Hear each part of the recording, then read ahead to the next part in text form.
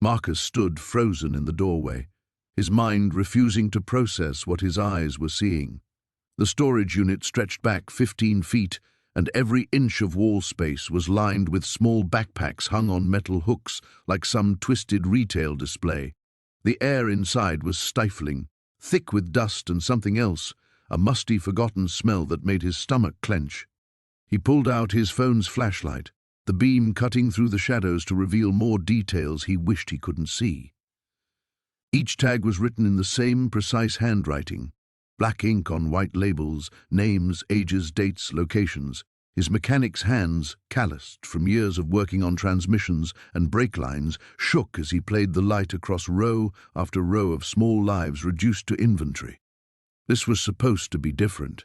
He'd attended dozens of these storage unit auctions over the past 6 months, ever since Elena had filed the motion to reduce his custody time if he couldn't get current on payments. Usually the units contained the predictable debris of interrupted lives, furniture someone couldn't afford to keep, boxes of holiday decorations, exercise equipment gathering dust. Sometimes he'd find a treasure, power tools, electronics, anything he could flip on Facebook Marketplace to scrape together another month's payment. But this was something else entirely. Marcus wiped sweat from his forehead with the back of his arm, his Phoenix Suns t-shirt already soaked through despite the early hour. He'd arrived at the storage facility just after sunrise, hoping to beat the worst of July's heat, but the concrete lot had already begun radiating warmth like an oven. Now, standing in this airless metal box, he felt like he might suffocate. He should call the police. Every rational part of his brain screamed it. But Marcus Rivera had learned to distrust his impulses over the past 2 years. After all, his impulse had been to fight Elena's divorce papers instead of accepting them gracefully. His impulse had been to quit his job at Rodriguez Auto rather than swallow his pride when his brother-in-law questioned his work. His impulses had led him to this desperate moment, gambling his last $300 on a storage unit that might contain enough resellable goods to keep him from losing the most important thing in his world. The phone in his pocket buzzed, a text from Sophia. "Daddy, are we still going to the water park Saturday?" His throat tightened. Their weekend plans depended on him finding something valuable in this unit. Elena had made it clear. Catch up on payments by Monday, or their custody arrangement would be reevaluated. The legal aid lawyer had been blunt about his chances in family court. Deadbeat dads didn't get second chances, even when the deadbeat part wasn't entirely their fault. Marcus stepped deeper into the unit, his work boots crunching on gritty concrete. The backpacks seemed to watch him as he moved, their cartoon characters and bright colors a grotesque contrast to their implications. SpongeBob, Minecraft, Frozen, all the things that should represent childhood joy, now twisted into something sinister. He stopped in front of a small pink pack decorated with unicorns. The tag read, "Sarah Martinez, age 6, lost October 12th, Washington Elementary." The date was from last year. Marcus knew Washington Elementary. It was only 3 miles from his apartment complex. He drove past it every morning on his way to work. His phone buzzed again. This time it was Elena, rents going up. Need to discuss support modification. More money. Always more money. And here he stood in a sweltering storage unit, full of evidence that children were disappearing, worried about his own problems. The guilt hit him like a wrench to the gut. But what choice did he have? If he called the police now, they'd seal this place off as a crime scene. The storage company would refund his money eventually, maybe, but eventually wouldn't help him make Monday's deadline. Elena wasn't bluffing about the custody modification. She'd remarried 6 months ago. Her new husband owned a successful contracting business. They could afford lawyers. They could afford to wait. Marcus couldn't afford anything. He approached the nearest backpack, a blue one with a Superman logo, tagged David Kim, age 8, lost March 2nd, Catalina Park. His hands hovered over the zipper. Whatever was inside these bags, someone had carefully preserved them for a reason. Someone had organized them, catalogued them, stored them like precious artifacts. The question that made his skin crawl was simple. Who? And why were these backpacks here, in an abandoned storage unit that had been sold for unpaid rent? Had their collector been arrested, died, or was this part of some larger, more terrifying plan? Marcus's phone screen lit up with another notification, casting brief shadows across the rows of small bags. Sophia had sent a photo, her wide smile as she tried on the new swimsuit Elena had bought for their water park trip. Everything he was trying to protect, everything he was fighting for, was right there in that picture. He reached for Superman's zipper. Marcus's finger froze on the zipper pull. The metal was warm from the heat, and something about that simple detail, the way it felt real and ordinary against something so wrong, made his stomach lurch. He jerked his hand back and stumbled toward the storage unit's entrance, gasping for air that didn't smell like dust and secrets. The parking lot felt like a furnace, but at least he could breathe.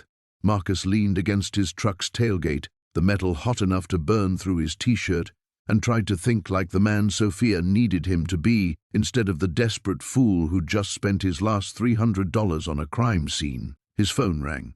Elena's name flashed on the cracked screen. "Did you get my text?"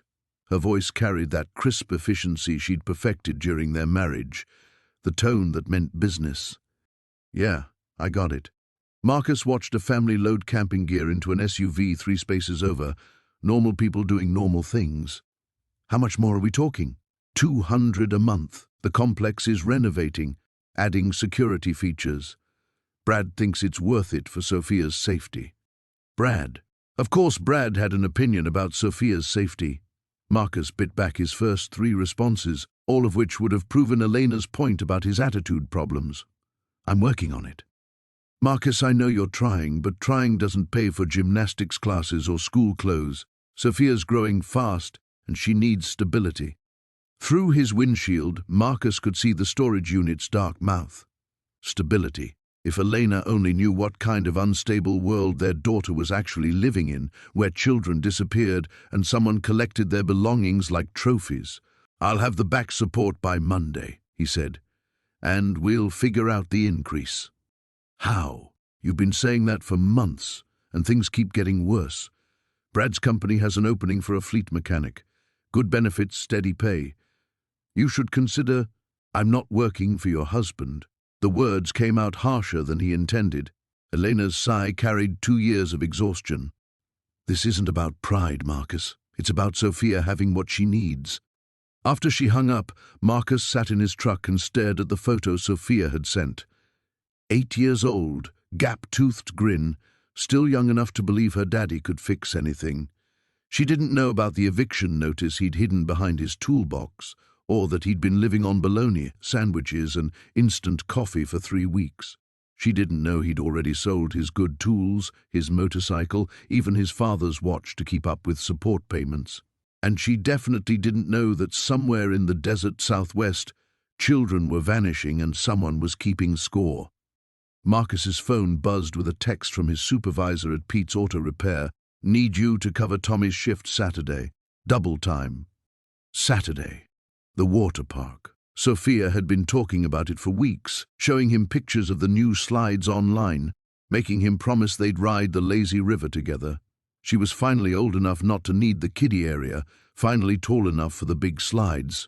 She'd been measuring herself against the height requirements chart he'd printed and taped to his refrigerator. He texted back, "Can't.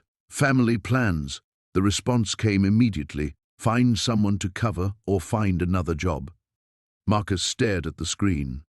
Double time would be enough to cover the back support, maybe even start saving for Elena's rent increase. But Sophia would be crushed. And lately their weekends were the only time he felt like a real father instead of a walking disappointment. Another text, this time from Sophia. "Daddy, look," followed by a video of her practicing cannonballs into Elena's community pool. Her delighted shriek when she surfaced made his chest ache. The storage unit waited behind him like an open wound. Inside those backpacks were answers to questions that might save other families, other little girls who wanted to go swimming with their fathers. But investigating would mean time away from Sophia, and he was already losing her in slow motion, one missed payment at a time. Marcus climbed out of his truck and approached the unit again. The heat hit him like a physical blow, but this time he forced himself to focus on David Kim's Superman backpack. 8 years old, just like Sophia, lost at Catalina Park, where Marcus had taught Sophia to ride her bike last spring. He thought about Elena's voice, tired and practical, about Brad's steady job and security cameras, and the kind of stability that came from not gambling grocery money on storage units, about Sophia's height chart on his refrigerator and her excited chatter about water slides. Everything he touched seemed to crumble: his marriage, his job prospects, his relationship with his daughter. But maybe, for once, falling apart could lead to something that mattered more than his own problems. Marcus gripped a Superman zipper and pulled. The zipper gave way with a soft metallic whisper that seemed too loud in the stifling air. Marcus held his breath as he peeled back the Superman backpack, half expecting something to leap out at him. Instead, he found the mundane artifacts of childhood: a pencil case shaped like a race car, a half-eaten granola bar, a reading folder with David Kim, 2nd grade, written in crayon. Tucked into the front pocket, wrapped in a plastic sandwich bag, was something that made Marcus's blood turn to ice water: a small digital camera, the kind parents bought their kids to encourage creativity. The LCD screen was cracked, but when Marcus pressed the power button, it flickered to life. The first few photos were innocent enough: blurry shots of playground equipment, a dog catching a frisbee, David's sneakers as he learned to work the camera. But as Marcus scrolled through the images, his thumb moving automatically despite his growing horror, the photos began to tell a different story. There was David at Catalina Park, recognizable by the distinctive blue and yellow playground equipment Marcus knew so well.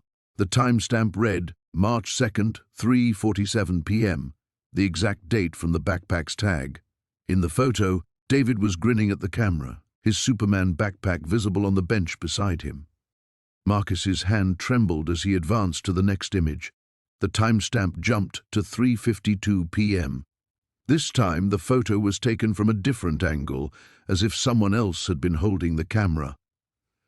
It showed David walking toward the parking lot, his small figure dwarfed by the desert landscape beyond the park. The final photo was time-stamped 3:58 p.m. David stood beside a white van, his hand reaching for the door handle. But it was what Marcus could see in the reflection of the van's window that made his knees buckle: the blurred outline of an adult figure, too distant and distorted to identify, but clearly the person taking the photograph. Marcus dropped the camera and staggered backward, his work boots scuffing against the concrete. David Kim hadn't just disappeared at Catalina Park. Someone had documented his disappearance, photographed his final moments like a hunter posing with prey. And that someone had kept the evidence. His phone rang, the sound sharp and jarring in the metal box. Marcus fumbled for it, his fingers numb with shock. Sophia's name appeared on the screen. "Daddy?" Her voice was small, uncertain. "Are you okay? You sound weird." Marcus realized he was breathing hard, almost panting. He forced himself to slow down, to sound normal. "I'm fine, baby. Just working. What's up?" "Mommy says we might not be able to go to the water park if you can't come up with the money. Is that true?" The question hit him like a physical blow. Through the storage unit's entrance, Marcus could see the rows of backpacks stretching into the darkness, each one representing a conversation some parent would never have again with their child. A father who would never again hear his daughter ask about weekend plans. A mother who would never again pack a lunch in that carefully labeled bag. "Daddy? You there?" "I'm here, sweetheart. Don't worry about the money, okay? We're going to have the best day ever at that water park." After Sophia hung up, Marcus stood frozen between two worlds. Behind him lay hundreds of backpacks and the horrifying evidence they contained. Proof of a predator who had been operating for years, documenting his crimes, collecting trophies. Someone needed to investigate this. Someone needed to find David Kim and all the other children whose belongings hung like ghosts in the desert heat. But in front of him lay the harsh reality of his own situation. Elena's deadline, Sophia's trust in him to keep his promises, the job he might lose if he missed Saturday's shift, the custody arrangement that hung by a thread, the rent increase that would make everything even more impossible. Marcus pulled out his phone and stared at the contact for the Tucson Police Department. One call would set everything in motion. Investigators would swarm this place. The backpacks would be processed as evidence. Justice might finally come for David Kim and the others. But justice wouldn't pay his child support. Justice wouldn't save his weekend with Sophia. And justice, Marcus had learned, was a luxury he couldn't afford.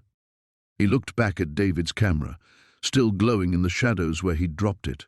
Then he pulled out his own phone again and scrolled to Pete's auto repair. His thumb hovered over the contact, a simple choice between two different kinds of failure.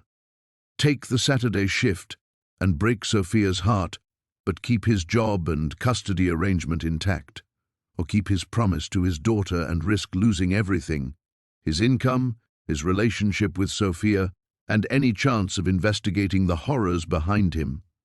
Marcus closed his eyes and thought about David Kim's final photograph, about Sophia's excited voice talking about water slides, about the terrible arithmetic of a world where doing the right thing was a luxury only the stable could afford. He pressed call. Pete's auto repair, this is Janet. Marcus opened his mouth, but no words came. The phone felt slick with sweat against his ear, and behind him, David Kim's camera cast its pale glow across the concrete floor like an accusation. Hello? Anyone there? Yeah, Marcus cleared his throat. It's Marcus. About Saturday's shift. Oh, good. You're calling back. Tommy's got food poisoning or something. We really need you, Marcus. That fleet contract depends on getting those trucks finished by Monday. The fleet contract.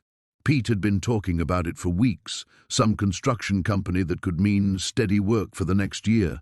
The kind of stability that would impress family court judges and keep Elena from filing more motions. Double time, right? Marcus asked, hating himself for the question. Time and a half for the first 8, double after that. Should be a good day for you. Should be. Marcus stared at the Superman backpack, its bright colors garish in the storage unit's shadows. David Kim should have made it home from the park that March day, should have finished 2nd grade, learned to ride a bike, grown tall enough for water park rides. Marcus, you still there? I need to think about it. Janet's pause stretched long enough that Marcus wondered if the call had dropped. When she spoke again, her voice carried a warning. Look, I like you, but Pete's getting tired of the drama. You've called in twice this month already. We've got other mechanics who need the hours. Other mechanics who didn't have 8-year-old daughters counting on them. Other mechanics who could afford to have principals. After Janet hung up, Marcus sank onto an overturned milk crate near the storage unit's entrance. The metal frame radiated heat, but he barely noticed.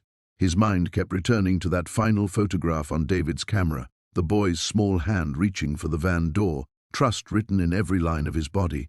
At 8 years old, David would have believed adults were there to help him, would have followed instructions from someone who seemed friendly, authoritative, just like Sophia would. The thought hit Marcus like a gut punch. Sophia, who still believed her father could fix anything, who trusted that Saturday's water park trip was as certain as sunrise. Sophia, who would climb into any car if the person behind the wheel seemed nice and knew her name. Marcus pulled up her last text message, the video of her practicing cannonballs. Her joy was so pure, so uncomplicated. She had no idea that children disappeared, that monsters collected backpacks like hunting trophies, that her father was sitting in a crime scene worrying about overtime pay instead of calling police. But what if he did call? What if he spent the next week answering questions, giving statements, explaining how he'd stumbled onto what might be the biggest missing children case in Arizona history? Elena would have her ammunition for the custody hearing. Marcus Rivera, so unstable he'd gambled their daughter's support money on a storage unit full of evidence, so unreliable he'd missed work to chase conspiracy theories. The family court judge wouldn't care about Marcus's good intentions. Brad's steady income would speak louder than Marcus's sense of justice. Marcus stood and walked deeper into the unit, past David's backpack toward the endless rows beyond. The tags blurred together in the dim light. Jessica, age 5, Michael, age 9, Samantha, age 6. Each name a family destroyed, a parent who would give anything, everything, to have one more conversation with their child. How many parents had sat in detective interviews, clutching school photos, begging for answers that never came? How many mothers had kept their missing children's rooms exactly as they'd left them, hoping against hope? How many fathers had driven through neighborhoods at midnight, searching faces in convenience store windows and park playgrounds? Marcus pulled out his phone and scrolled to the Tucson Police Department's number again. His finger hovered over the call button as he imagined the conversation. "I bought a storage unit and found evidence of missing children." How paranoid would that sound? How quickly would they assume he was involved? But the camera didn't lie. David Kim's final moments were documented in digital clarity, time-stamped and irrefutable. Someone had taken those photos, and that someone had cared enough about the crime to preserve the evidence. The question that terrified Marcus was simple. Why keep trophies unless you plan to revisit them? His phone buzzed. A text from Sophia. "Daddy, I measured again and I'm definitely tall enough for the big slide now." Marcus closed his eyes and saw two futures spreading before him like divergent roads. In one, he worked Saturday's shift, earned enough to keep Elena satisfied, and maintained his fragile hold on the life he'd built. Sophia would forgive him for the missed water park trip, eventually. Children were resilient that way. In the other future, he honored his promise to his daughter, risked everything on a principle he wasn't sure he could afford, and trusted that somehow justice would provide for his family the way steady employment hadn't. The storage unit waited in silence, patient as a tomb. Marcus typed and deleted 3 different responses to Sophia's text before settling on, "Can't wait to see you conquer that big slide, baby." The words felt like a promise and a prayer wrapped into one. He walked back to his truck, but instead of driving away, he sat behind the wheel and stared at the storage unit. The rational choice was obvious. Close the unit, work Saturday, keep his head down. Let someone else stumble onto this nightmare. Let some other father risk everything for children who weren't his own. But as he reached for his keys, Marcus thought about the timestamp on David Kim's final photograph. 3:58 p.m., March 2nd, a Tuesday afternoon when most parents were picking up kids from school, planning dinner, helping with homework. Normal life continuing while a child vanished into a white van, his last moments preserved by someone who found entertainment in innocent trust. Marcus's hands shook as he pulled David's camera from his pocket. He'd grabbed it without thinking when he left the unit, and now it felt radioactive in his palm. Evidence, proof, the kind of smoking gun that cases were built on. He scrolled through the photos again, forcing himself to study details he'd missed the first time. In the reflection of the van's window, behind the blurred figure taking the photograph, he could make out what looked like another vehicle.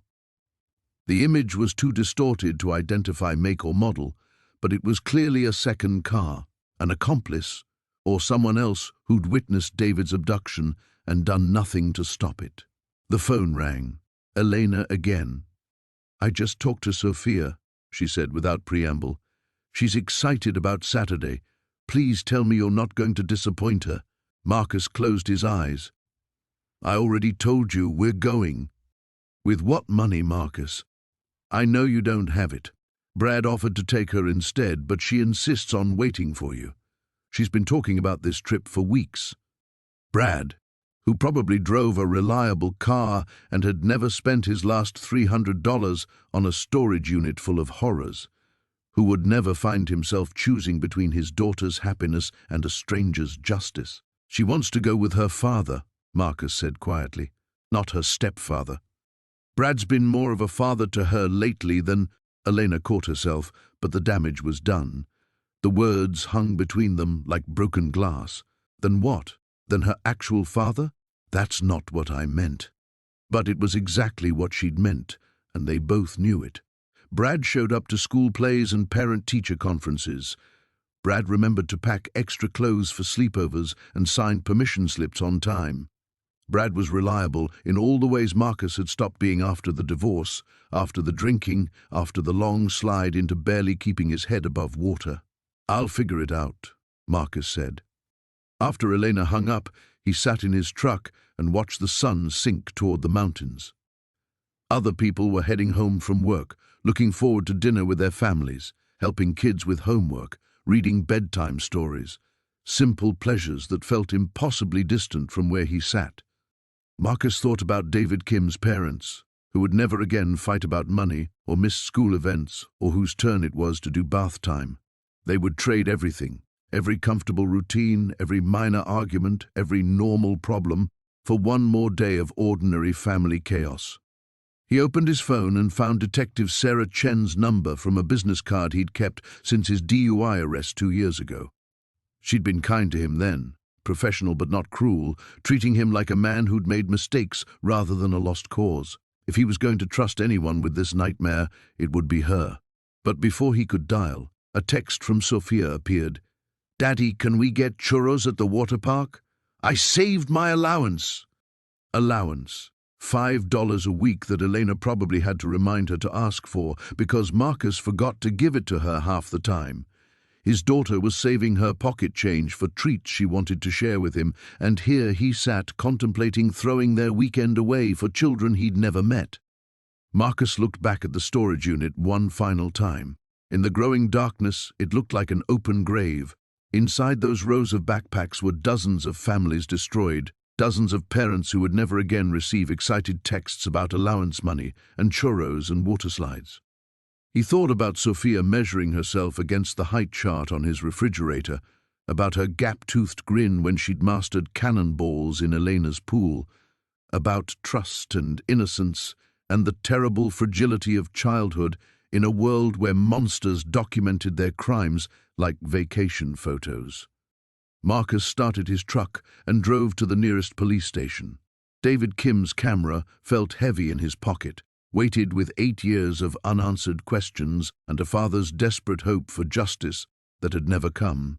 Some thresholds, once crossed, changed everything. There was no going back. The Tucson Police Department's lobby felt like a waiting room for the damned.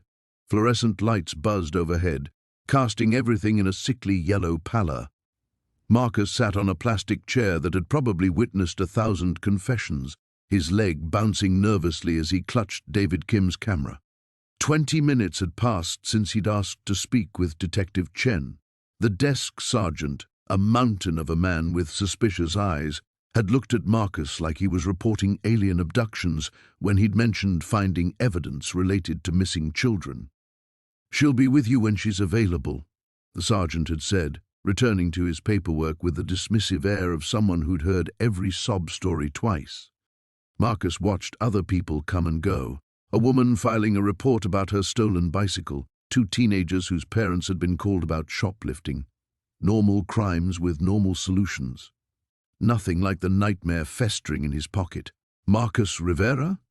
Detective Sarah Chen looked older than he remembered, her black hair now streaked with silver at the temples. She wore a wrinkled blazer and the kind of tired expression that came from too many late nights and not enough answers.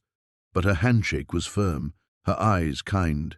"Detective, thanks for seeing me. Of course. What can I do for you?" Marcus followed her through a maze of cubicles to her desk, which was buried under case files and coffee-stained reports. A photo of 2 young children, her own kids probably, sat next to her computer monitor. Normal family happiness in a place where normal families came to report the worst days of their lives. "This is going to sound crazy," Marcus began. Chen leaned back in her chair. "Try me." Marcus pulled out the camera and set it on her desk like he was defusing a bomb. "I bought a storage unit yesterday. Found this inside a backpack that belonged to David Kim." The detective's expression didn't change, but Marcus caught the slight tightening around her eyes. "David Kim? 8 years old. Disappeared from Catalina Park 3 years ago. The photos on this camera." Marcus swallowed hard. They show his final moments before he vanished. Chen picked up the camera, her movements careful and deliberate. As she scrolled through the images, Marcus watched her face shift from professional skepticism to focused intensity. When she reached the final photograph, David reaching for the van door, she set the camera down and looked at Marcus with new attention. "Where exactly did you find this?" "Desert storage on Valencia, Unit 247. "But, Detective, the camera's not the worst part." Marcus felt sweat beading on his forehead despite the station's aggressive air conditioning. "There are hundreds of backpacks in that unit, all tagged with names, dates, locations, all belonging to missing children." Chen was already reaching for her phone. "I need you to stay right here. Don't touch anything else. Don't talk to anyone else. Can you do that for me?" Marcus nodded, but as Chen walked away to make her calls, the weight of what he'd set in motion began to settle on his shoulders. Police would swarm the storage unit. Investigators would process evidence. News crews would arrive. His name would be attached to the biggest missing children case in Arizona history. And Saturday's shift would disappear along with any chance of keeping his promise to Sophia. His phone buzzed. A text from Pete. "Tommy's sicker than we thought. Really need you Saturday. Let me know ASAP." Marcus stared at the message, then at Detective Chen across the bullpen, speaking urgently into her phone. Through the station's windows, he could see rush-hour traffic building, people heading home to their families, their normal lives, their predictable problems. 30 feet away, Chen was probably calling the FBI, child crimes task forces, media relations, the machinery of justice grinding into motion because Marcus Rivera, divorced mechanic and sometimes father, had chosen to do the right thing instead of the smart thing. Another text from Elena. "Sophia's asking when you're picking her up Saturday. Should I tell her Brad will take her instead?" Marcus closed his eyes and tried to imagine explaining this to Sophia. "Sorry, baby. Daddy can't take you to the water park because he found evidence of murdered children, and now he's helping police instead of keeping his promises." How do you tell an 8-year-old that sometimes justice matters more than churros and cannonballs? Chen returned, her expression grim. "Crime scene units rolling to the storage facility. FBI sending agents. We'll need you to walk us through everything you saw, everything you touched." She paused, studying his face. "This is big, Marcus. Potentially huge. You understand what you've stumbled into?" Marcus nodded, though understanding felt like drowning. "What happens to me now?" "Now?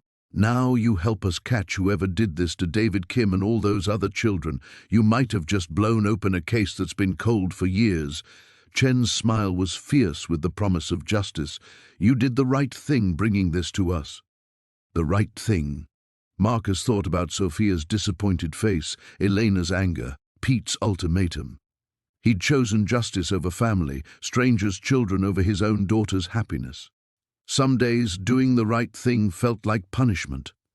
Marcus stared at Detective Chen, her words echoing in the fluorescent hum of the station. "You did the right thing." The phrase felt hollow against the growing weight in his chest. The certainty that doing right by David Kim meant failing Sophia in ways she wouldn't understand. "How long will this take?" Marcus asked, though he already knew the answer would destroy his weekend plans. Chen was organizing files, her movements sharp with purpose. "Could be hours, could be days. Depends what we find at the storage unit." She looked up. "You mentioned hundreds of backpacks. If even half of those connect to open cases." Marcus's phone buzzed again. Another text from Elena. "Brad's offering to take Sophia to the butterfly gardens instead. She's starting to ask questions about why Daddy's been so distracted lately." The butterfly gardens. Sophia had mentioned wanting to go there, but Marcus had always found excuses. Too expensive, too crowded, maybe next weekend. Now Brad, reliable, present Brad, was stepping in to fill another gap Marcus had created. "I need to make a call," Marcus said. Chen nodded absently, already dialing her own phone. Marcus stepped into the hallway and called Elena back. "What kind of questions?" he asked without preamble. "She asked if you were sick, if you were moving away like Tommy's dad did." Elena's voice carried that careful tone she used when discussing Marcus with their daughter. She's 8, Marcus. She notices when the adults in her life start acting strange. Through the precinct window, Marcus watched crime scene vehicles pulling out of the parking garage, lights flashing but sirens silent, heading toward desert storage, toward the evidence that would either solve decades of missing children cases or destroy the lives of anyone connected to them. He'd opened Pandora's box, and now everyone he loved would suffer the consequences. "Tell Sophia I love her," Marcus said. "Tell her Saturday might need to be postponed, but we'll do something special soon." The silence stretched long enough that Marcus wondered if Elena had hung up. When she finally spoke, her voice was tired. "How many times have we had this conversation? How many promises have you postponed? This is different. It's always different. There's always some crisis, some emergency that's more important than showing up for your daughter." Elena's frustration bled through the phone. "She measured herself against the height chart on your refrigerator yesterday. She's been planning what she wants to do first when she gets to the water park. But sure, tell me how this time is different." Marcus closed his eyes and saw Sophia standing proudly next to those penciled height marks, imagining herself tall enough for bigger slides, braver adventures.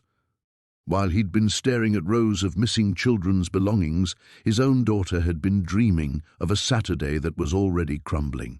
"I can't explain right now, but you never can explain. That's the problem." Elena's voice cracked slightly. "Brad asked her what she wanted for her birthday next month. You know what she said? She wants you to come to her party. Not presents, not a big celebration, just you showing up when you say you will." The words hit Marcus like a physical blow. He thought about birthday parties he'd missed, school events he'd forgotten, the slow erosion of trust between a father and daughter who deserved better. Elena was right. There was always something. His job, his problems, his endless cycle of barely keeping his head above water, while Sophia waited patiently for scraps of his attention. Detective Chen appeared in the hallway. "We're ready to head to the storage facility. I'll need you to guide us through what you found." Marcus held up one finger, but Elena was already talking. "I'm not doing this anymore," she said.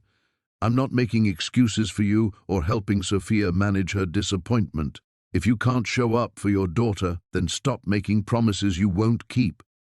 The line went dead. Marcus stared at his phone, seeing his reflection in the black screen, a man who'd stumbled onto the crime of the century and was about to lose what remained of his relationship with his child because of it.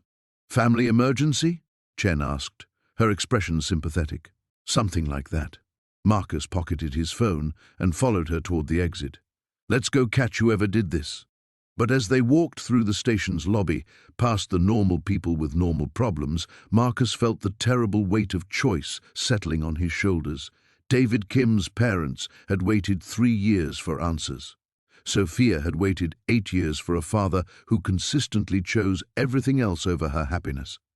Outside, the desert sun was setting, painting the mountains in shades of orange and gold. Somewhere across the city, his daughter was probably eating dinner, maybe asking Elena when Daddy would call, maybe already accepting that Saturday would be another broken promise in a long line of disappointments.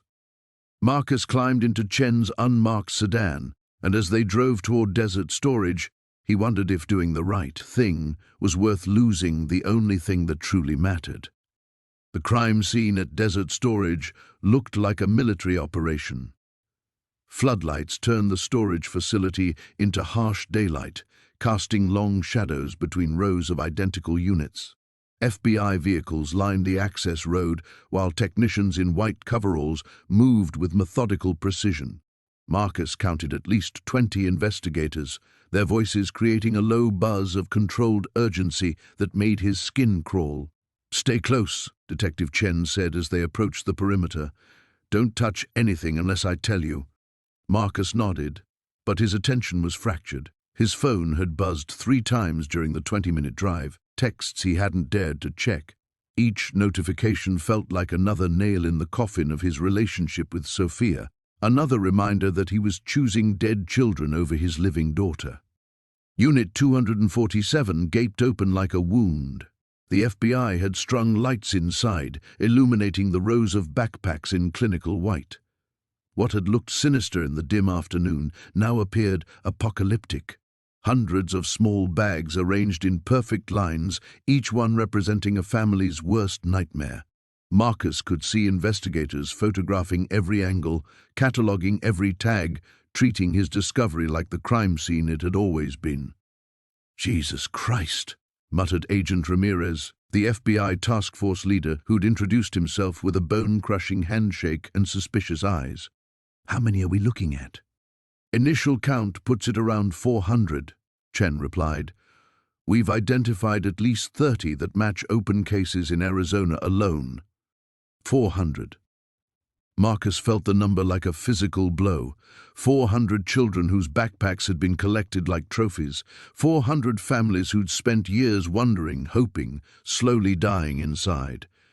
The magnitude of it threatened to buckle his knees. "Mr. Rivera," Agent Ramirez approached with a tablet in hand. "We need you to walk through your discovery process. Every detail, no matter how insignificant." Marcus began describing his entry into the unit. The overwhelming smell, his decision to open Emma Chen's backpack first. But even as he spoke, part of his mind was calculating. The FBI would want him available for questioning.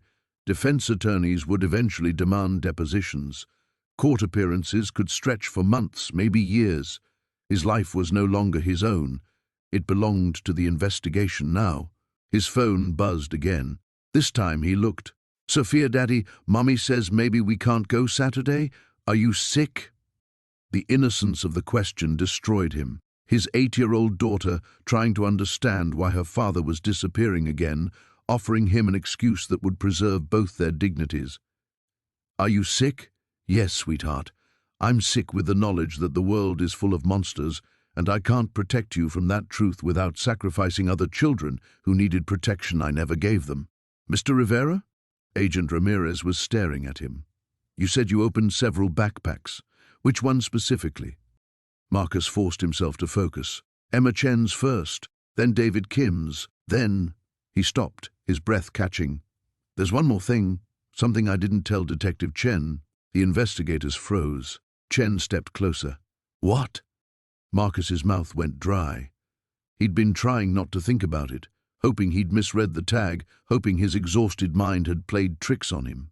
But now, surrounded by evidence of systematic evil, he couldn't pretend anymore. "There's a backpack with my daughter's name on it," he said quietly. "Sophia Rivera, dated next Saturday." The silence that followed felt like a held breath. Chen exchanged glances with Ramirez, and Marcus saw something shift in their expressions, the professional detachment cracking to reveal genuine alarm. "Show us," Ramirez said. They moved deeper into the unit, past photographed sections and evidence markers. Marcus led them to the back corner where he'd found Sophia's bag, his heart hammering against his ribs. The pink unicorn backpack sat exactly where he'd left it, the tag clearly visible in the harsh light. "Sophia Rivera, age 8, July 23rd, Desert Splash Water Park." Chen read the tag aloud, her voice carefully neutral. But Marcus caught the tremor beneath her professional calm, the recognition that this case had just become exponentially more dangerous. "This changes everything," Ramirez muttered, already reaching for his radio. "We need protective detail on the family immediately." Protective detail. Marcus's knees finally gave out, and he sank onto an overturned crate. Sophia would need police protection because he'd found her name on a killer's list. Elena would demand answers he couldn't give. His daughter would spend her 8th birthday wondering why men with guns were following her around. His phone rang. Elena's number. "I have to answer this," Marcus said, but his voice sounded hollow even to his own ears. "Elena, listen." "Sophia's asking to talk to you," Elena interrupted. "She's worried about you. I told her you might be working late, but she wants to hear your voice." Working late. If only it were that simple. Marcus looked around at the evidence of decades of child murder, at FBI agents photographing his daughter's name on a killer's trophy list, at the systematic destruction of his family's normal life. "Put her on," he whispered, and prepared to lie to the only person who still believed he could keep his promises. "Daddy?" Sophia's voice came through the phone like a lifeline he didn't deserve. Are you okay? You sound funny. Marcus pressed his back against the storage unit's metal wall, watching FBI agents photograph his daughter's name on a serial killer's list. How could he explain that her voice, so innocent, so trusting, was the only thing keeping him from completely falling apart? I'm fine, baby, just tired from work. Mommy says we might not go to the water park Saturday. Sophia's disappointment was carefully controlled, the way children learn to manage adult failures. But that's okay. Brad says the Butterfly Gardens have a new exhibit. Brad. Always fucking Brad, stepping in to fill the holes Marcus kept creating. Marcus closed his eyes and tried not to picture Sophia's face when she realized Daddy had broken another promise, when reliable Brad became the hero of her weekend again. Sophia, about Saturday. It's okay, Daddy. I know you're busy. Her acceptance was worse than anger would have been. 8 years old and already learning that the people who claimed to love her would always have something more important to do. Agent Ramirez appeared at Marcus's shoulder, holding up his phone with a text message displayed, "We need her in protective custody tonight. This can't wait." Protective custody. The words hit Marcus like ice water. He looked at Sophia's backpack again, at the date that was still 5 days away, at the casual precision with which someone had planned his daughter's murder. "Baby, I need you to do something for me," Marcus said, his voice steadier than he felt. "I want you to go stay with Grandma Elena's parents tonight, like a fun sleepover." "Why?" Sophia's voice sharpened with the instinct children have for detecting adult fear. "Daddy, what's wrong?" Everything. Everything was wrong. Marcus had bought a storage unit looking for treasures to sell, and instead he'd found a roadmap to his daughter's death. He'd tried to do one good deed, and now Sophia would spend her childhood surrounded by bodyguards, because her father couldn't leave well enough alone. "Just a precaution, sweetheart. There are some work problems I need to sort out." Work problems, as if finding evidence of 400 murdered children was equivalent to a broken transmission or a difficult customer. Marcus was lying to his daughter about the greatest evil he'd ever encountered, and she was accepting his lies because she trusted him to protect her. "Can I talk to Mommy now?" Sophia asked. "Sure, baby. I love you." "Love you too, Daddy." Elena came back on the line. "What kind of work problems require—" "Elena, listen to me very carefully. Take Sophia to your parents' house tonight. Don't stop anywhere, don't talk to anyone. Police will meet you there to explain." "Police? Marcus, what the hell is going on?" Agent Ramirez was making sharp gestures, indicating that Elena needed to move immediately. Around them, crime scene technicians continued their methodical cataloging of horror, each photograph documenting another family's destroyed life. "I can't explain over the phone. Just trust me this once. Take Sophia and go." "Trust you?" Elena's voice cracked with years of accumulated frustration. "You disappear for 2 days, break promises to your daughter, and now you want me to trust you about police protection?" Marcus wanted to tell her everything. About David Kim's camera, about the storage unit full of trophies, about finding Sophia's name on a killer's list. But Agent Ramirez was shaking his head, pointing to his watch. Every minute they delayed was another minute the killer had to adjust his plans. "Elena, please, for once in my life, I'm asking you to believe that I know what I'm doing." The silence stretched long enough that Marcus thought she might hang up. When Elena finally spoke, her voice was raw. "This better not be about drugs or gambling or whatever midlife crisis you're having, because if you're putting Sophia in danger for your problems—" "It's not my problems," Marcus said quietly. "It's someone else's, someone very dangerous. And Sophia needs to be somewhere safe until we figure this out." "We?" Marcus looked around at the FBI agents, at Detective Chen coordinating with forensics, at the massive investigation he'd triggered by opening one backpack, the police and me. Another silence. "Then, how long?" "I don't know." "Jesus, Marcus. What did you get yourself into?" "Everything." He'd gotten himself into everything, a case that would consume months or years of his life, an investigation that would keep him away from Sophia indefinitely. A situation where doing the right thing meant destroying what remained of his family. "I have to go," Marcus said. "Kiss Sophia for me. Tell her I'll call tomorrow." He hung up before Elena could respond. Before she could ask more questions he couldn't answer. Agent Ramirez immediately stepped forward. "Good. Patrol units are rolling to escort them. Now we need to talk about your daughter's security long-term." Long-term. Marcus stared at Sophia's pink backpack and realized that everything he'd worked to build, his relationship with his daughter, his fragile co-parenting arrangement with Elena, his simple life as a mechanic who showed up when he could, was already gone. He'd found justice for David Kim's family. He'd lost everything that mattered to him. Marcus stared at Sophia's backpack until the pink unicorns blurred together and something clicked into place with the terrible precision of a gun's hammer falling. The date, July 23rd, the location, Desert Splash Water Park. "Agent Ramirez," Marcus said slowly, his voice cutting through the crime scene chatter. "How long has this storage unit been rented?" "We're still pulling records, but initial estimate is 15 years, maybe more." Ramirez looked up from his radio. "Why?" Marcus felt the pieces sliding together like puzzle fragments he'd been too overwhelmed to see clearly. 15 years, 400 backpacks.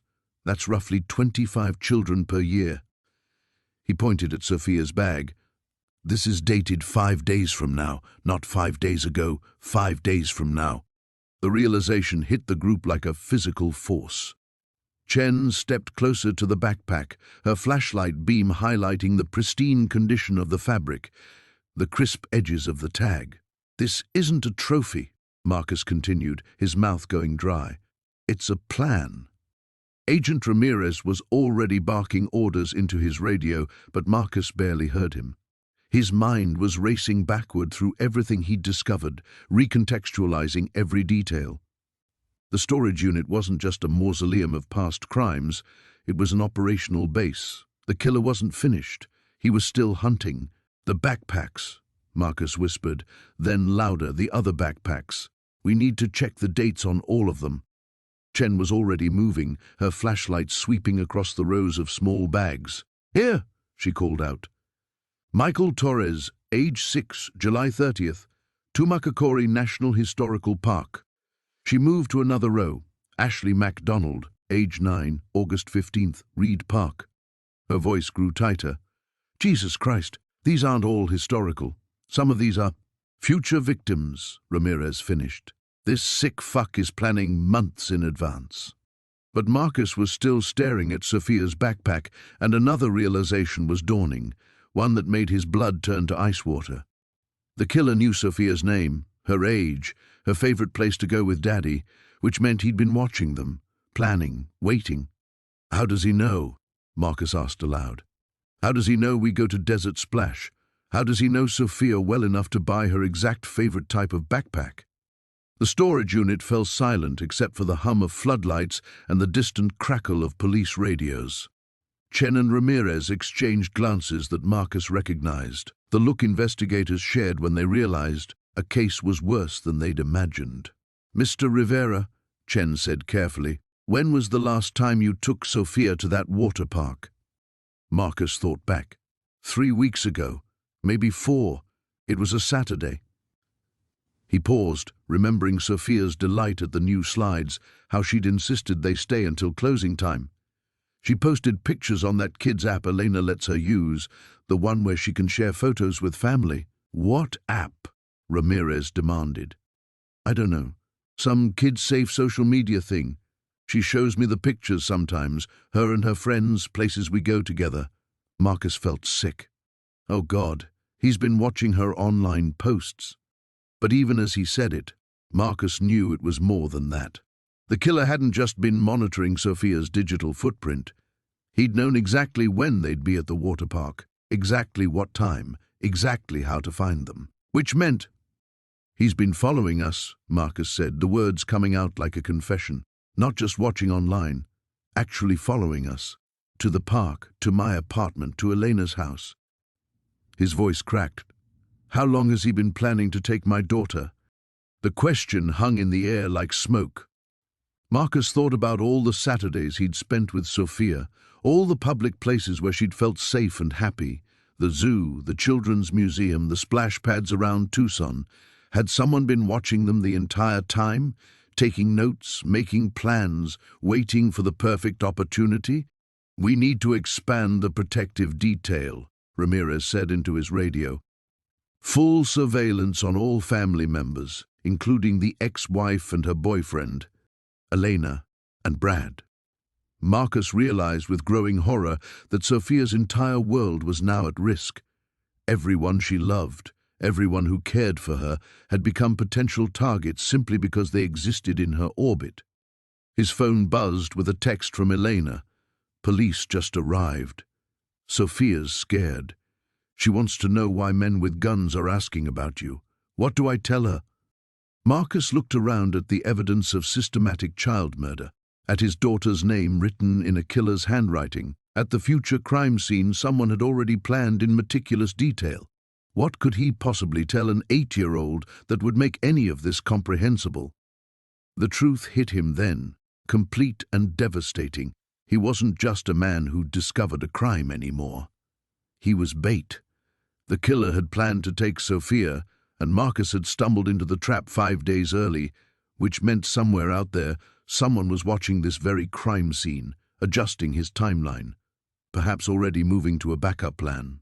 Marcus Rivera had thought he was saving missing children. Instead, he'd painted a target on his own daughter's back. The weight of that realization should have crushed him. Marcus stood there in the harsh floodlights, surrounded by evidence of his daughter's planned murder, and waited for the complete breakdown that seemed inevitable. But instead of collapsing, something unexpected happened. He got angry. Not the helpless rage that had consumed him during the divorce, or the self-pity that followed each broken promise to Sophia. This was different, cleaner, sharper, focused. For the first time in years, Marcus Rivera knew exactly what he was fighting for. "Agent Ramirez," Marcus said, his voice cutting through the crime scene chaos. "I need to see every future date in this unit. Tonight." Ramirez looked up from his radio. "Mr. Rivera, you should go home. Let us—" "No." Marcus stepped closer, and something in his tone made the FBI agent pause. "This bastard has been stalking my daughter, planning her murder like it's a fucking shopping trip. I'm not going home to sit by the phone while you process evidence. This is an active investigation. You can't—" "I can, and I will." Marcus pulled out his phone, showing Elena's text about Sophia's fear. "You want my cooperation? You want me available for months of testimony and depositions? Then I'm part of this team, because right now, I'm the only person here who knows Sophia's routines well enough to predict what this killer thinks he knows about her." Detective Chen appeared at Ramirez's shoulder, tablet in hand. "He's right. We've found 12 more future dates, some as far out as Christmas." She looked at Marcus with something approaching respect. "We need someone who understands these locations, these patterns." Ramirez studied Marcus for a long moment. When he finally nodded, it felt like a door opening. "Okay, but you follow our protocols, and you don't touch anything without clearance." Marcus looked around the storage unit with new eyes. This wasn't just a crime scene anymore. It was intelligence, a window into the killer's mind. And for the first time since opening Emma Chen's backpack, Marcus felt like he had some measure of control. "Show me the dates," he said. They moved systematically through the rows, Chen reading locations, while Marcus provided context. Michael Torres, Tumacacori National Historical Park, a place that hosted weekend family events. Ashley MacDonald, Reed Park, Saturday morning soccer games. Each location was somewhere a single father might reasonably take his child on a weekend. "He's not random," Marcus realized. "Look at the patterns. Saturdays, family locations, specific times when divorced dads are most likely to be alone with their kids. You think he's targeting single fathers specifically?" Chen asked. Marcus studied the evidence tags, his mechanic's mind finding patterns in the data. Not just single fathers, weekend fathers, guys who don't have custody who are trying to be Disney dad for a few hours. His voice tightened. Fathers whose kids might not be missed immediately because everyone assumes they're with the other parent. The room went quiet as the implications sank in. Agent Ramirez stepped closer. How long between pickups and when kids are reported missing? Hours, sometimes overnight. Marcus felt sick saying it. Elena never expects Sophia back until Sunday evening. If something happened Saturday afternoon, no one would know until Sunday night at the earliest. Jesus, Chen whispered. Maximum hunting time with minimum risk. But Marcus was already thinking ahead, building the profile like he'd diagnose a complex engine problem. There's more. He knows our schedules, our routines, which means he's done surveillance on dozens of fathers, maybe hundreds. He looked up at Ramirez. This storage unit isn't just his trophy room, it's his office. Chen was nodding, pieces clicking into place. Financial records, custody schedules, social media monitoring. He'd need a base of operations. Marcus felt something shift inside him, the helpless victim becoming an active participant. Then we use that against him. He's been watching us, learning our patterns. But now we know he exists. We can watch back. What are you proposing? Ramirez asked. Marcus looked at Sophia's backpack, at the careful planning that had gone into his daughter's scheduled death. The killer had made one crucial mistake.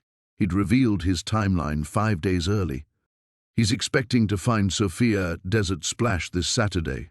He's probably already positioned himself, started his surveillance routine. Marcus met Ramirez's eyes. What if we don't disappoint him? What if Sophia's there exactly when he expects her to be? Absolutely not, Ramirez said immediately. We're not using a child as bait. Not Sophia, Marcus clarified. Me. From a distance, with the right clothes, the right hair. He gestured to his build, compact enough to pass for a child in the right circumstances. He's been watching Sophia with her father. He's used to seeing her from far away in crowds. By the time he realizes something's wrong, you'll have him. Chen and Ramirez exchanged glances. It was crazy enough that it might work. For the first time since opening that storage unit, Marcus Rivera felt like he was hunting back. The silence that followed Marcus's proposal stretched like a held breath. Agent Ramirez rubbed his jaw, studying Marcus with the calculating look of someone weighing impossible odds. Detective Chen was already pulling up satellite images of Desert Splash Water Park on her tablet, her finger tracing potential sight lines and escape routes. It's insane, Ramirez said finally. The liability alone would end my career. Your career's not worth 400 dead children, Marcus shot back, or the dozen more he's planning to take. He's right about the timeline, Chen interjected, not looking up from her tablet. If this killer sticks to his schedule, he'll be scouting the location by Thursday, positioning himself by Friday. We could have surveillance in place before he even arrives. Marcus felt the momentum building, but he could see Ramirez's hesitation. The agent was thinking like a bureaucrat, worried about protocols and paperwork while children's lives hung in the balance. Marcus had spent years watching similar thinking at the garage, mechanics who'd rather follow the manual than fix the actual problem. Agent Ramirez, Marcus said quietly, 3 days ago, I was a divorced mechanic who couldn't afford his rent. Now I'm standing in a serial killer's trophy room, looking at my daughter's name on his hit list. You think I care about liability? Something in Marcus's tone cut through the agent's reservations. Ramirez had seen desperate fathers before, but this was different. This was a man who'd already lost everything that mattered and had nothing left to protect except his daughter's future. Even if we approve this, Ramirez said slowly, the logistics are nightmare fuel.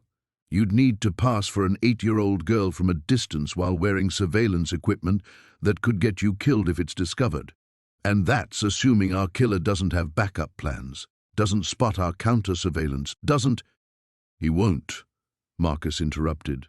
Because he's been successful for 15 years doing exactly the same thing. He's confident, predictable. That makes him vulnerable. Chen looked up from her tablet.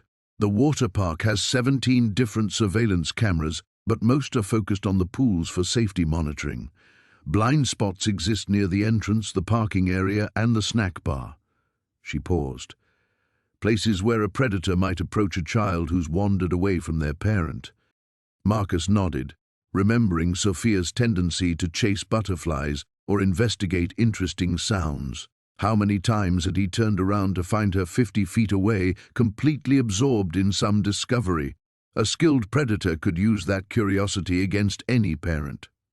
He's planned this specifically around Sophia's behavior, Marcus realized, which means he's watched us before, multiple times. He knows her patterns, her interests, how far she strays from me. The implications hit him like ice water. Jesus Christ, how long has he been watching my daughter? Ramirez was already barking orders into his radio about checking security footage from Desert Splash, but Marcus barely heard him. His mind was spiraling backward through months of Saturday outings, searching for signs he'd missed. Had there been someone in the background of Sophia's photos? A figure watching from the parking lot? A maintenance worker who seemed too interested in the children's area? Mr. Rivera. Chen's voice cut through his spiraling thoughts. We need you focused on the operation, not the past. Can you do this? Marcus looked around at the storage unit full of evidence, at the systematic documentation of murdered children, at Sophia's backpack with its pristine tag marking her for death. The magnitude of what they were proposing settled over him like a heavy coat, playing the role of his own daughter to lure a killer who'd perfected his craft over 15 years. I can do it, he said, and meant it. But even as he committed to the plan, Marcus felt the weight of consequences he hadn't fully considered. Elena would never forgive him for putting himself in danger, especially not in a scheme that involved impersonating Sophia. His relationship with his daughter would be forever changed by the knowledge that her father had stood in a killer's crosshairs wearing her clothes. And if something went wrong, if the killer was smarter than they'd anticipated, if the surveillance failed, if Marcus made a single wrong move, then Sophia would grow up knowing her father had died trying to protect her. The road back from this decision led through territory Marcus couldn't map. Success meant catching a killer but living with the trauma of the hunt. Failure meant death and leaving Sophia defenseless against a predator who'd already planned her murder.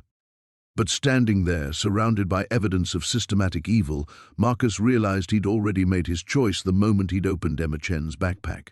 Every step since then had been leading to this confrontation. The final battle was coming, and for the first time in his life, Marcus Rivera was ready to fight back.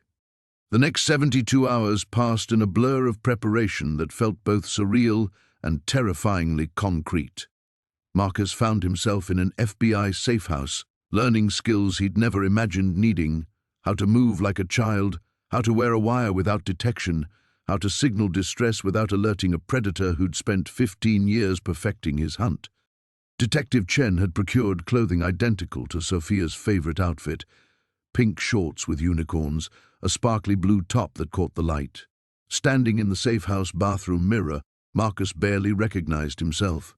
At 42, he was lean enough from years of physical labor and sporadic eating to pass for a child from behind, especially with the baseball cap pulled low and his shoulders hunched in the way Sophia walked when she was tired. The hardest part will be the approach, Agent Ramirez explained, spreading surveillance photos across the kitchen table. Our killer has been watching this location for weeks, maybe months. He knows where the cameras are, where parents typically lose sight of their children, where he can make contact without being observed.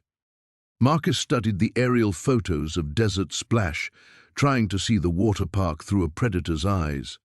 The snack bar area where Sophia always begged for frozen treats. The butterfly garden she loved exploring while he stood nearby, half watching and half checking his phone. Places that had felt safe and normal just days ago now looked like carefully constructed trap zones. He'll expect certain behaviors, Chen added, consulting her notes. Based on his surveillance of Sophia, he knows she's curious, friendly, easily distracted. You'll need to mimic those traits without overacting. What if he approaches differently than we expect? Marcus asked. What if he's changed his pattern because he knows we found the storage unit? We don't think he knows yet, Ramirez said. The unit was paid up through August. No alert sent to the renter. As far as he's concerned, his collection is secure and his timeline intact. The agent paused. But Marcus, if anything feels wrong, if he deviates from the expected approach, if the situation escalates faster than anticipated, you abort immediately. Your job is to identify him, not engage him. Marcus nodded, but privately he wondered if abortion would be possible once the killer committed to action. These weren't crimes of opportunity. They were meticulously planned operations executed by someone who'd never been caught, never left witnesses, never failed to acquire his target. On Thursday evening, Elena called. "The police won't tell me anything specific," she said, her voice tight with controlled panic. "Just that Sophia needs to stay with my sister in Phoenix until this is resolved." "Marcus, what aren't you telling me?" Marcus looked around the safe house, at the surveillance equipment being tested for Saturday's operation, at crime scene photos spread across every surface. How could he explain that their daughter's name was written in a killer's handwriting? That someone had been watching Sophia, planning her death like a weekend shopping trip? "I can't give you details," he said finally. "But Elena, when this is over, Sophia's going to need both of us to help her feel safe again. Can you handle that?" The silence stretched between them, carrying 8 years of marriage, 2 years of divorce, and all the accumulated weight of shared parenthood. "Just come home alive, Marcus," Elena said quietly. "Sophia's already lost so much stability. She can't lose her father, too." After hanging up, Marcus sat alone in the safe house kitchen, studying surveillance photos by the light of a single lamp.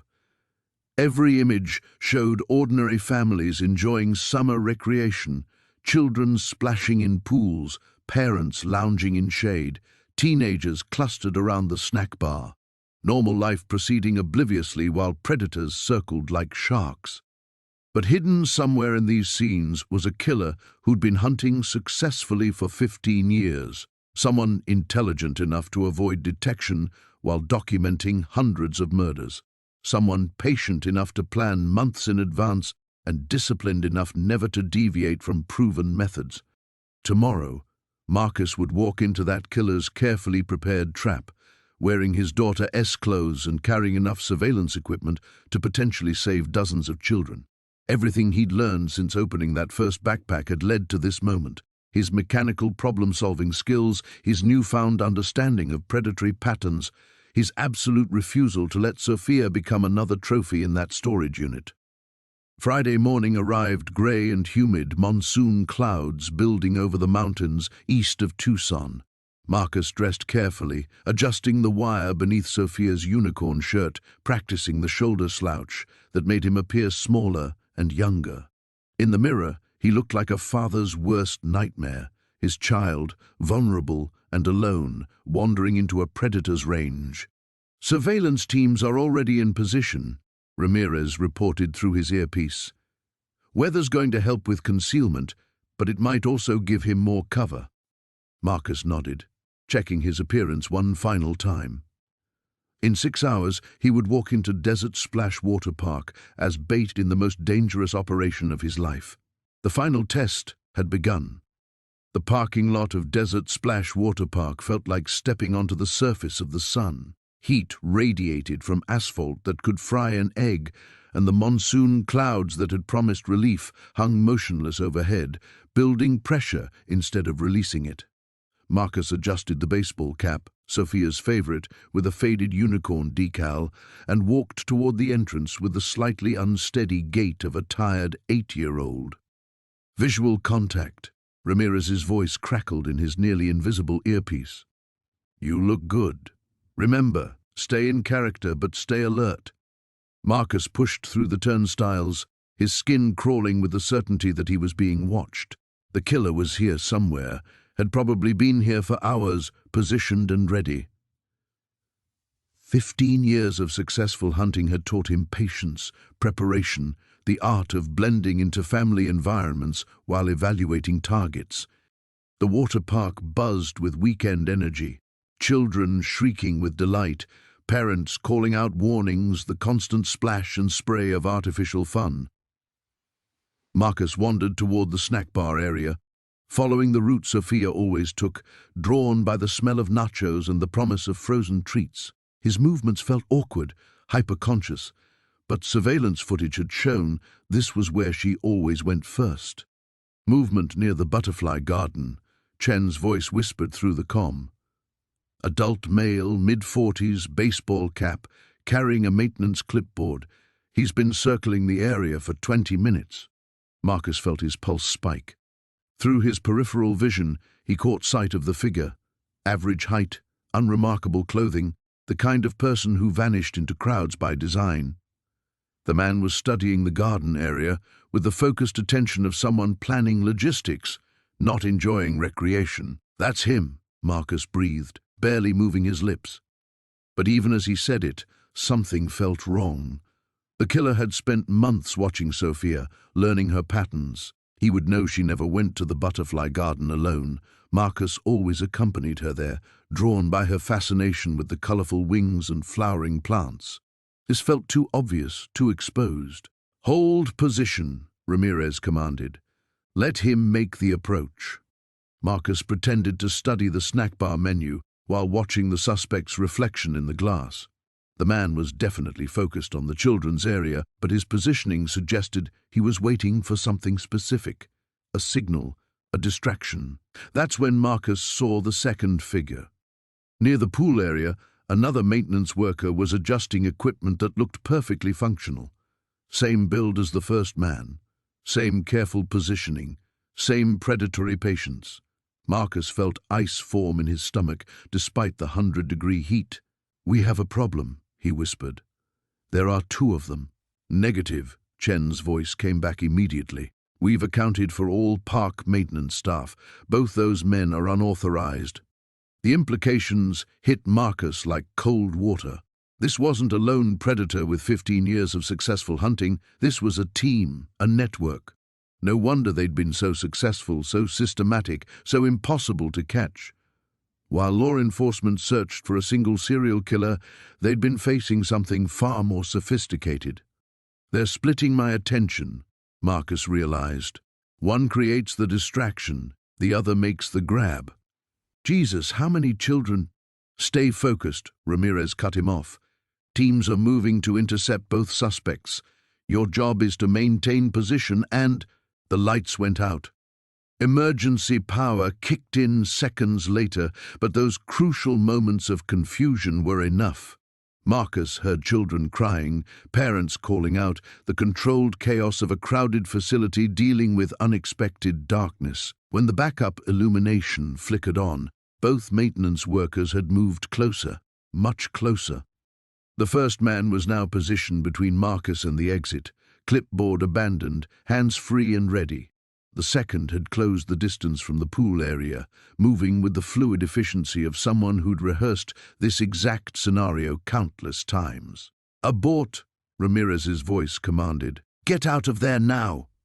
But Marcus realized with crystalline clarity that abortion was no longer possible. The killers had committed to action, triggered their endgame protocol. They'd probably planned for law enforcement interference. 15 years of success required contingencies for every scenario. The first man made eye contact across the crowd. For just a moment, Marcus saw the face of someone who'd murdered hundreds of children, who'd stolen Sophia's backpack and tagged it for future collection, who'd turned child hunting into an art form. The killer smiled. And Marcus understood that everything, the storage unit discovery, the investigation, even this elaborate sting operation, had been anticipated. They'd walked into a trap designed by predators who'd been perfecting their craft since before Emma Chen was born. "They're not here for Sophia," Marcus whispered into his comm, the truth hitting him like a physical blow. "They're here for me." The confrontation he'd spent days preparing for was about to begin, but on the killer's terms. In the killer's arena, according to rules Marcus was only beginning to understand. The first killer moved with surgical precision, cutting through the confused crowd like he'd mapped every possible route months in advance. Marcus backed toward the butterfly garden, his mind racing through options that all led to the same conclusion. He was trapped between two predators who'd spent 15 years perfecting exactly this scenario. FBI teams are 30 seconds out. Ramirez's voice crackled through the earpiece. Hold your position.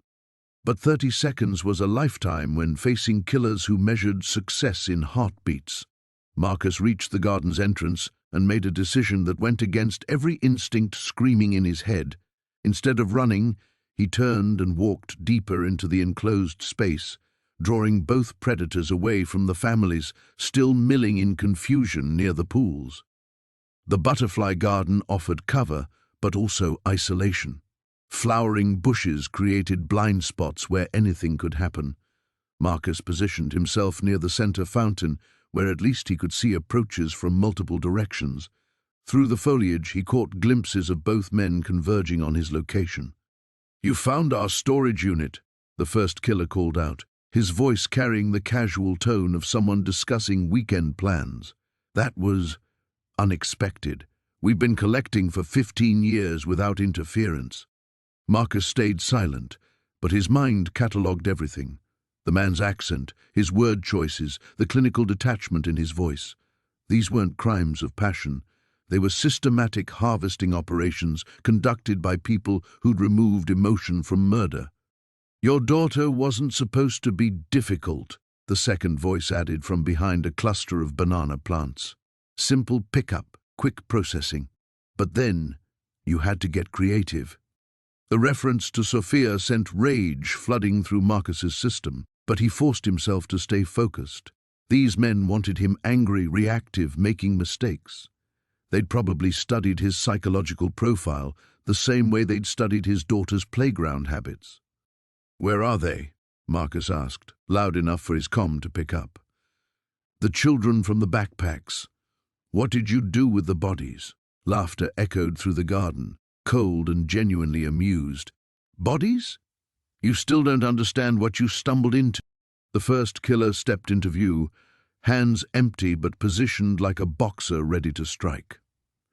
Up close, he looked remarkably ordinary, someone who could stand next to parents at school pickup without raising suspicions.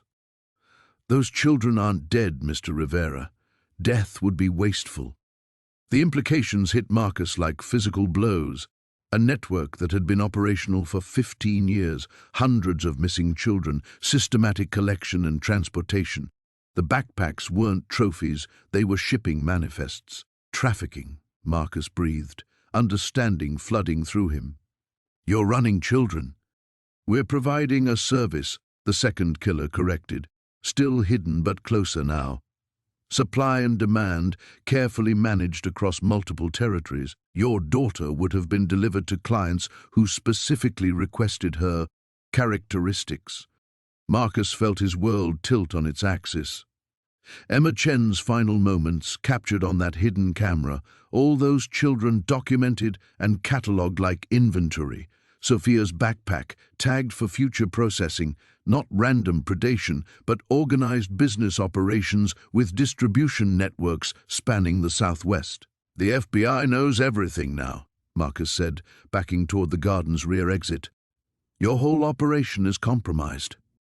"Actually," the first killer replied, producing a small device that looked like a garage door opener, "our operation adapted years ago for law enforcement interference."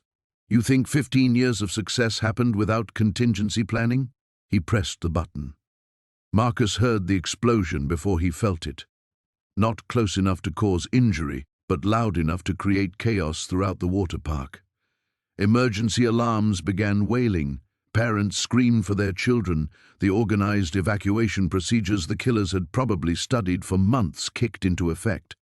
"Beautiful confusion," the second killer observed, stepping into view from behind the fountain. "In about 90 seconds, this facility will be completely evacuated. Perfect cover for extracting one problematic mechanic who discovered too much." Marcus realized with crystalline clarity that he'd been maneuvered into the exact position they wanted, isolated from help, surrounded by chaos, wearing his daughter's clothes like a twisted form of psychological warfare. But looking at these men who'd turned child trafficking into an art form, he made a decision that surprised even himself. He stopped running. "You want me?" Marcus said, straightening to his full height and pulling off Sophia's baseball cap. "Then take me, but I'm not wearing my daughter's clothes when I kill you." Both killers paused, recognizing something in his voice that hadn't been there moments before. Marcus Rivera, the desperate father, was gone. In his place stood Marcus Rivera, the mechanic, someone who fixed broken things by understanding exactly how they worked, then systematically dismantling them piece by piece. The final confrontation was about to begin, but now it would be on Marcus's terms, even if it cost him everything. The first killer moved like someone accustomed to easy victories, confident in 15 years of unopposed success. He closed the distance between them with calculated steps, probably expecting Marcus to break, to run, to collapse under the weight of revelation about what these monsters had been doing to children. Instead, Marcus did what he'd been doing his entire adult life. He studied the problem in front of him. The killer favored his left side, compensating for an old injury. His breathing was slightly elevated despite his casual demeanor, adrenaline or medical condition. Most importantly, he moved like someone who relied on psychological intimidation rather than physical confrontation. 15 years of hunting children had left him unprepared for facing an angry father who'd stopped being afraid. "Last chance to make this easy," the killer said, producing a syringe from his pocket. "Same cocktail we use for transport. You'll wake up somewhere very unpleasant, but you'll wake up." "Counter-offer," Marcus replied, fainting left before driving his shoulder into the man's midsection with the full force of 4 decades of manual labor. The impact sent both men crashing into the fountain. Water exploded around them as they grappled, but Marcus had advantages his opponent hadn't calculated. Desperation gave him strength, while righteousness gave him focus. Every punch he landed carried the weight of Emma Chen's terror, of Sophia's stolen backpack, of hundreds of children whose names he'd never learn. The second killer moved to intervene, but gunshots erupted from the garden's entrance. "FBI! Everyone down!" Marcus barely registered the tactical teams flooding the space. His world had narrowed to the man beneath him in the churning fountain water, one of the architects of a nightmare that had been operating in plain sight while parents like him worried about homework and bedtimes. "Where's the distribution center?" Marcus demanded, his hands around the killer's throat. "Where do you take them?" The man's eyes bulged, but he managed a gurgling laugh. "You think we're the only ones? Networks, bigger than you, can imagine." "Marcus, step back!" Agent Ramirez's voice cut through his rage. "We need him alive for questioning." It took 3 FBI agents to pull Marcus away from the fountain. The killer coughed up water and blood, but he was breathing. His partner lay face down near the banana plants, tactical officers securing his hands behind his back. Both men would live to face justice, though Marcus wasn't entirely sure that was the outcome he'd wanted. "Are you hurt?" Agent Chen appeared beside him, medical kit in hand. Her face showed the same mixture of relief and exhaustion that Marcus felt settling into his bones. "I'm okay," he said, though his hands were shaking now that the adrenaline was fading. "Did we get them both?" "Both suspects in custody," Ramirez confirmed. "Plus, we've got teams hitting 3 other locations based on intelligence from the storage unit. This network's been operating for 15 years, but tonight it ends." Marcus sank onto a garden bench, suddenly aware of the unicorn shirt clinging to his chest, still soaked from the fountain. Around him, FBI technicians were documenting the scene while paramedics checked the captured killers for injuries. The explosion had been a small device designed for distraction rather than destruction, one final confirmation of how methodically these men planned every detail. "How many children?" Marcus asked quietly. Chen sat beside him, her expression grave. "We're still analyzing the backpack contents, cross-referencing with missing persons reports across 6 states. But Marcus, based on what we found in that storage unit, we're looking at potentially hundreds of recoveries." "Recoveries," Marcus repeated. They're still alive? That's what we believe. This wasn't a killing operation, it was trafficking, which means those children are somewhere, and now we have people who can tell us where. The weight of it settled over Marcus like lead blanket. Hundreds of families who'd lived with the agony of not knowing. Children who'd survived horrors he couldn't comprehend. A network of predators who'd turned missing persons cases into profit margins. His daughter's name on that backpack had been more than a threat. It had been a business transaction scheduled for completion. Agent Ramirez, a technician called from across the garden. We're getting cooperation from Suspect 2. He's talking about a warehouse facility in Phoenix. Marcus stood up slowly, his body protesting the violence of the last hour. I need to call my daughter. She needs to know this is over. It's not over, Chen said gently. Trials, testimony, victim recovery operations, this is going to take years to fully resolve.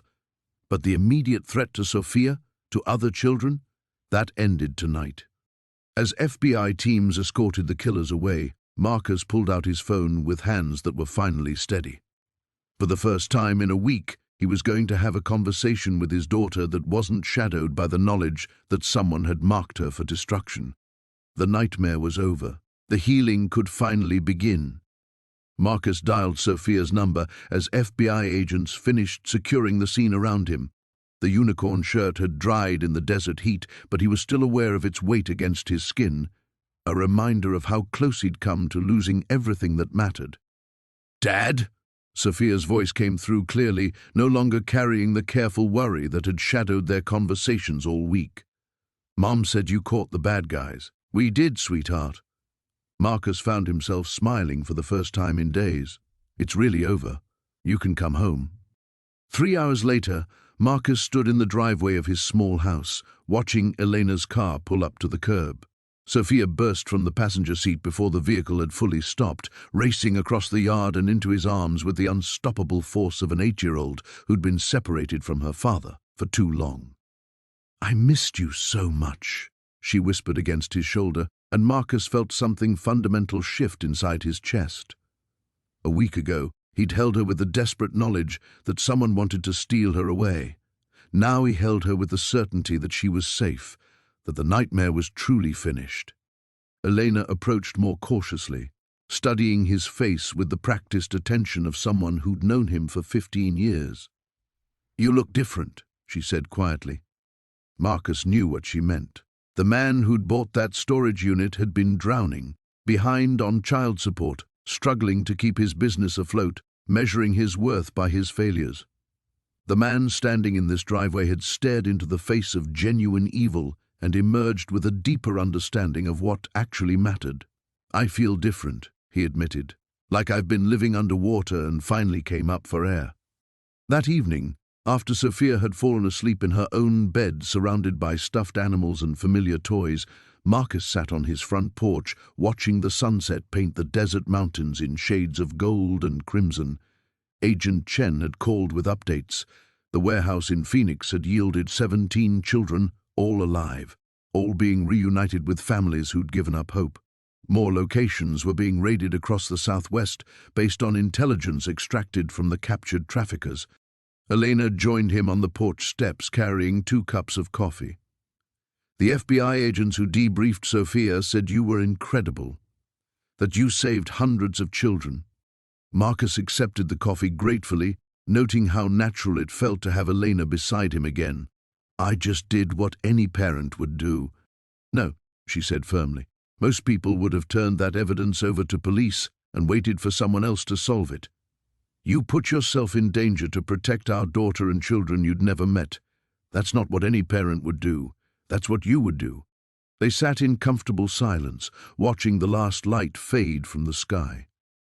Marcus thought about Emma Chen's parents, who would finally have answers, about the families receiving phone calls tonight that their missing children had been found, about Sophia sleeping safely in her bedroom, her future no longer threatened by monsters who collected backpacks like trophies.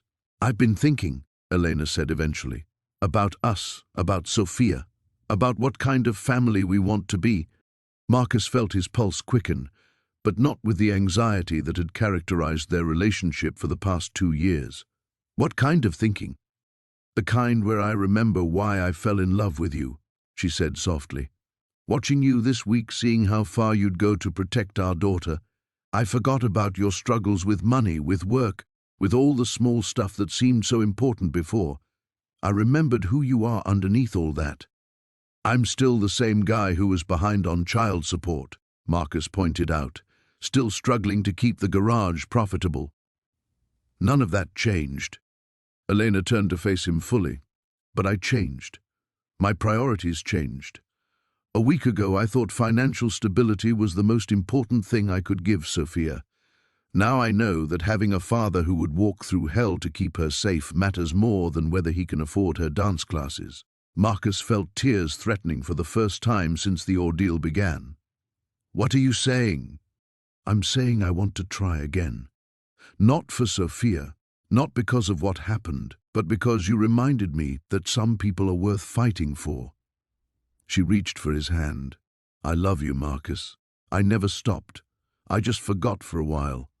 As they sat together on the porch of the house, where Marcus had raised his daughter, where he'd discovered horrors beyond imagination and found strength he didn't know he possessed, Marcus realized that some endings were actually beginnings. The storage unit that had threatened to destroy his world had instead revealed what was worth preserving.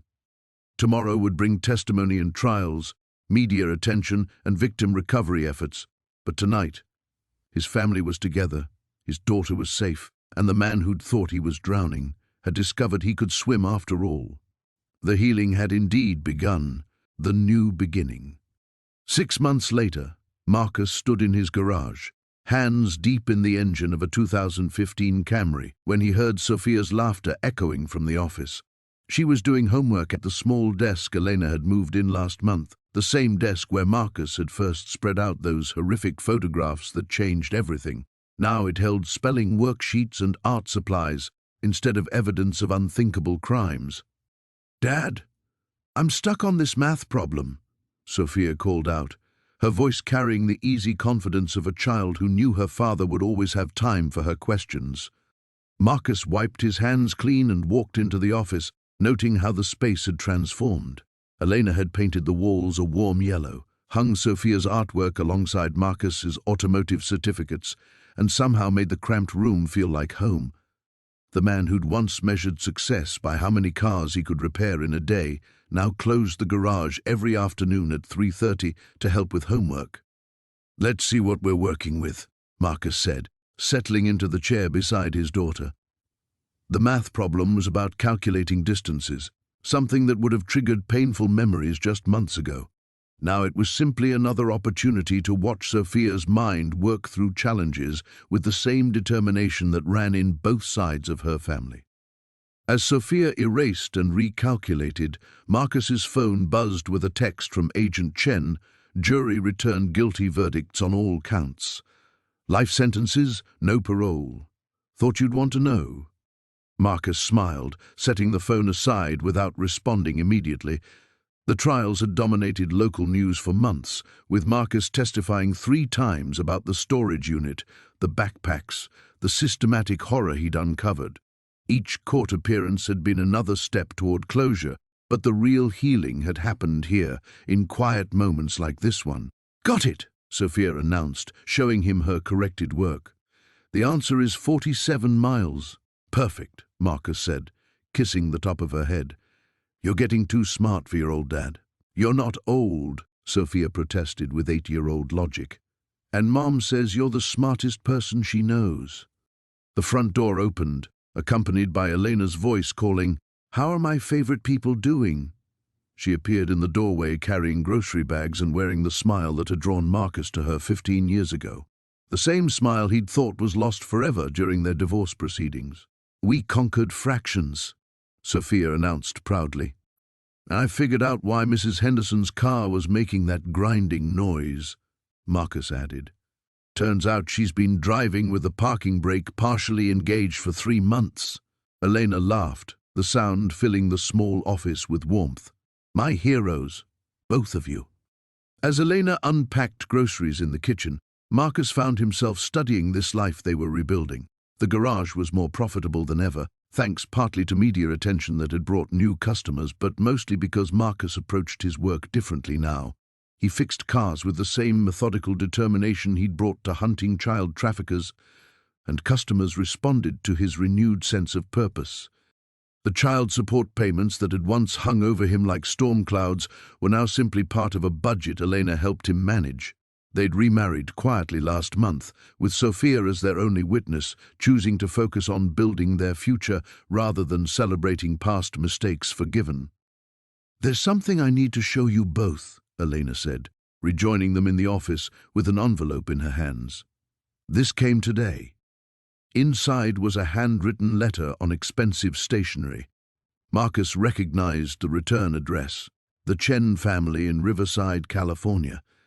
Agent Chen had put them in touch with Emma's parents months ago, and they'd been corresponding ever since. "Dear Marcus, Elena, and Sophia," Marcus read aloud. "We wanted to update you on Emma's progress. She's been home for 4 months now, and while the healing process continues, she's shown remarkable resilience. She started 3rd grade this week and told her teacher she wants to grow up to help other children who are lost. We know this strength comes from knowing that people like your family fight to bring children home. Emma asked us to tell Sophia that she's grateful for her daddy's courage, as are we. With endless gratitude, David and Susan Chen." Sophia looked up at Marcus with eyes that held too much understanding for an 8-year-old. "Emma's really okay?" "She's really okay," Marcus confirmed. "All 17 children they found are home with their families now." That evening, after Sophia was asleep and Elena was grading papers at the kitchen table, Marcus stepped outside to his usual spot on the front porch. The desert sunset painted the sky in familiar shades of gold and crimson, but everything felt different now. The man who'd sat in this same spot 6 months ago, drowning in debt and doubt, had been replaced by someone who understood his own strength. His phone buzzed with messages from journalists requesting interviews on the 6-month anniversary of the trafficking network's exposure, but Marcus deleted them without reading. That story belonged to the past. His focus was on tomorrow's agenda: Sophia's soccer game at 10, lunch with Elena's parents, an afternoon working on the vintage Mustang he was restoring, not for resale, but for the simple joy of bringing something beautiful back to life. The storage unit that had threatened to destroy his world had instead taught him that some things were worth any sacrifice to protect. His family was whole, his daughter was safe, and Marcus Rivera had finally learned the difference between surviving and living.